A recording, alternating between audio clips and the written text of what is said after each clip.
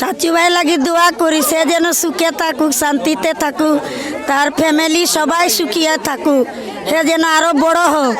এই গোয়ালবাড়ি ইউনিয়নের কৃতি সন্তান পর্তুগাল প্রবাসী প্রভাতী ক্রীড়া চক্রের প্রতিষ্ঠাতা সভাপতি মাহবুব হাসান সাচ্চু ভাইয়ের অর্থায়নে আজকে এই রত্না বাগানে চা শ্রমিক ভাই বোনদের মাঝে যারা সকাল থেকে একেবারে বিকাল পর্যন্ত রোদ বৃষ্টি অপেক্ষা করে, যদি সকালে বৃষ্টি আসেও তারপরেও বাগানে ছুটতে হয়, বাগানের কাজ করতে হয়, সেই চা শ্রমিক মেহনতি মানুষের জন্য আমাদের এই গোয়ালবাড়ির কৃতি সন্তান গোয়ালবাড়ি ইউনিয়ন পরিষদের আগামীর চেয়ারম্যান পদপ্রার্থী মাহবুব হাসান সাচ্চু ভাই আপনাদের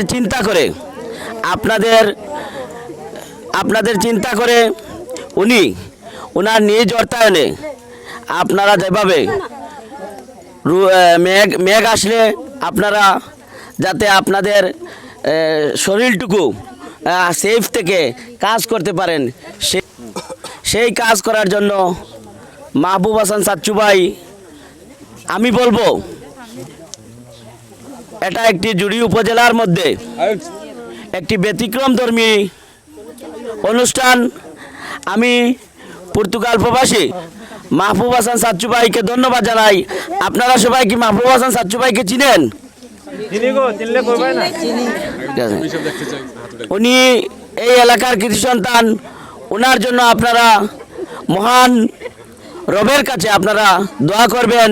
এবং মাহবুব হাসান সাচ্চু ভাই সম্পর্কে আরও দুই একটি কথা আমি বলতে চাই।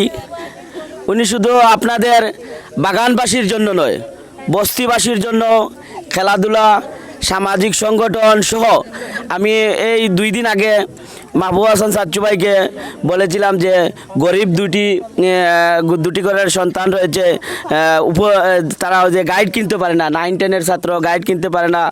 উনি বলার সাথে সাথে উনি সেই গাইডের ব্যবস্থাও করে দিয়েছেন।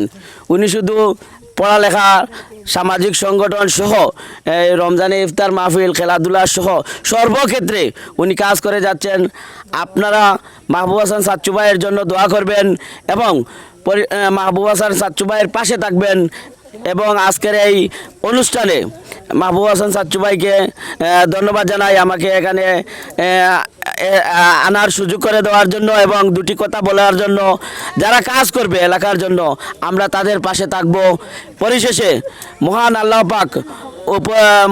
পাক যেন, উনি দূর প্রবাসে রয়েছেন, আপনারা সৃষ্টিকর্তার কাছে ওনার জন্য দোয়া করবেন। তিনি যেন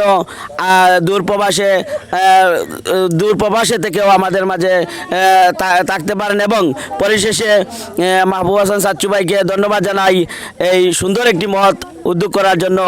এবং এই বলে আমি আমার সংক্ষিপ্ত বক্তব্য এখানে শেষ করছি। আল্লাহ হাফিজ, আসসালামু আলাইকুম।